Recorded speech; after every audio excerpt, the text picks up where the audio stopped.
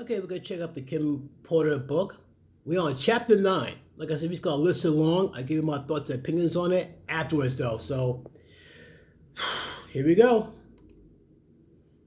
Using this comment here just to piggyback off of a lot of people sort of have mentioned that this may not be Kim's book. Kim is dead. No shit, this is not Kim's book. These are allegedly Kim's words handed to the man who uses this pen name by a friend of hers. Unless they tell us it's false, unless they tell us it's true, this is all alleged and it is a book. Argue amongst yourselves in the comments, that's fine, but let's get into it. Chapter 9, going back to Cali. We had a wild night. It was after one of Sean's infamous parties. Everyone was there, and we not only had threesomes, but we also swapped partners. Our sex life was crazy, but I got to do things with Sean I would never have been able to do with a straight man. Sean cared about me, but it was becoming more and more obvious that he preferred men. I was beginning to think I was there more to cover his wild desires than because he really wanted to be with me. He was like Caesar, every woman's man and every man's woman. But truthfully, at that stage, I was becoming okay with it. I woke up and left the bedroom where I was with Jada Pinkett, and Sean happened to be coming out of the bedroom with Redacted and Will Smith. Yes, Redacted attended the parties from time to time. I could see him and Will kind of snuggled up on the bed together. Oh, I was grateful I wasn't asked to join in that room. I didn't really like Redacted. Sean smiled when he saw me. Good morning. Here at the orgies, he wasn't very affectionate. He didn't have to pretend, but he couldn't walk straight. I knew how his ass felt, literally. We've had sessions playing with each other's anal cavities. I wanted to go home before Quincy woke up, so I told him, I'm getting ready to go. He responded, let's have a cup of coffee first. This meant he wanted to talk. I didn't know what it was about, but in situations like this, I didn't really have a choice. He was becoming more violent when he didn't get what he wanted, and I didn't really want to fight. So I sat down. But before we started talking, Redacted came out of the room. Sean was wearing boxers. Redacted was in his birthday suit. Redacted addressed us. Morning. When he turned around in order to close the door, there was a dried cum stain on his back. Redacted walked over, pulled out a chair to sit down next to us, and lit up a blunt. Sean stretched, smiled, and said, this East Coast, West Coast beef is more lucrative than I thought. But it's getting dangerous. Redacted responded, surprised. Business first thing in the morning? Damn, cuz, you on it. But you know you don't got nothing to worry about. You got a pass, Daddy. Redacted smiled coyly.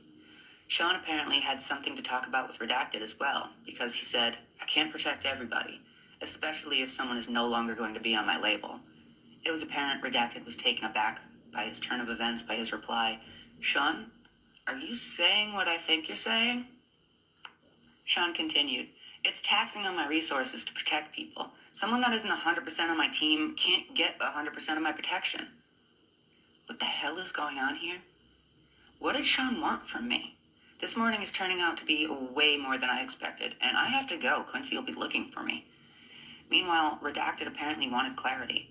So, to be clear, if something happened, Redacted made quotation marks with his fingers, to one of your artists that was leaving your label anyway, it would be considered, he makes another set of quotation marks, out of your control. Is that what you're saying? Wait a minute.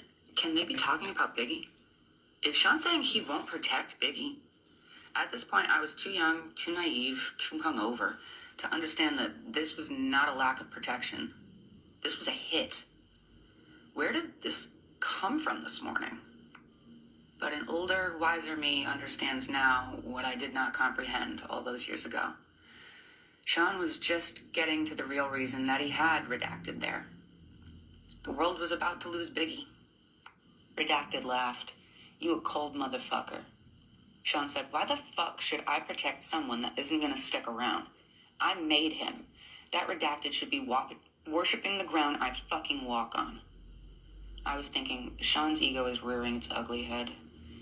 And I wanted to get out of there, but instincts told me I need to tread carefully. So my next move had to be calculated.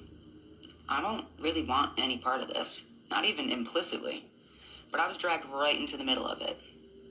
If what was happening here ever comes out, will I be held as an accomplice? But even as those thoughts crossed my mind, I couldn't just pretend this was okay, so I said, "But Sean, he hasn't left yet. They're just rumors. Are you gonna let him die because of some rumors?" Sean glared at me, the anger in his voice obviously stemming from hurt as he said, "I know when I'm being betrayed. I am not killing anyone, but I am not protecting somebody that doesn't have my back 150%. Fuck that." This was railing out of control. My mind began to race. Is there a way to get through to him? Maybe I could use the finance route. "Sean, he's bringing in so much money. You put so much money into cultivating him.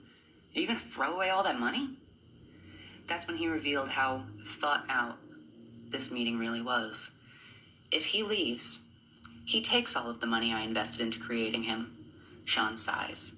But if he can't protect himself and something terrible does happen, then the money I would make off his death would blow away all the money we made so far.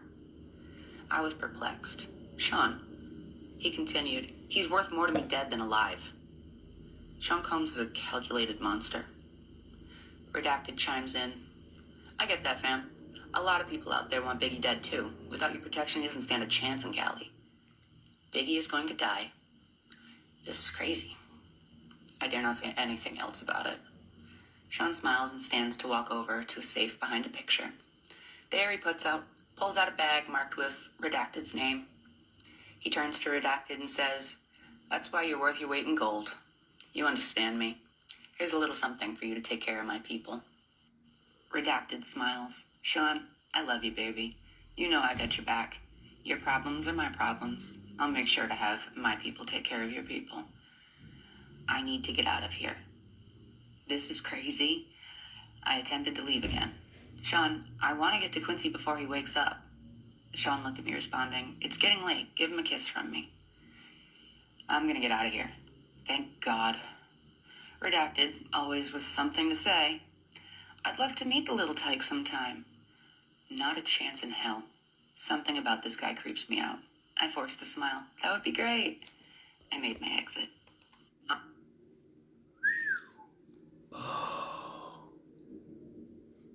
That tells me a lot of things. It's kind of weird, but I'm not surprised.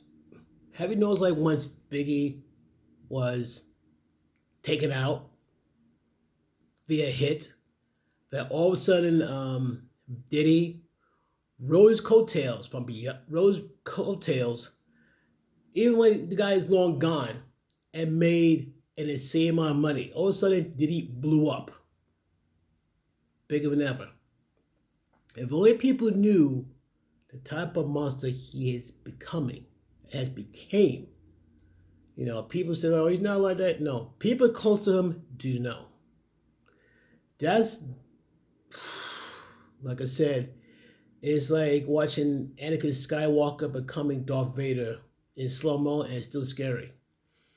So, like I said, this is not the real book, and like the lady said, like, you argue amongst it, but so far it sounds legit to me. My question is how the next book is gonna come out gonna be different from this one. If you're gonna try to clean it up, good luck. Good luck. It's like you take your sewer water and make it into lemonade. But folks, what you think about it, leave your thoughts and opinions in the comments down below. Peace.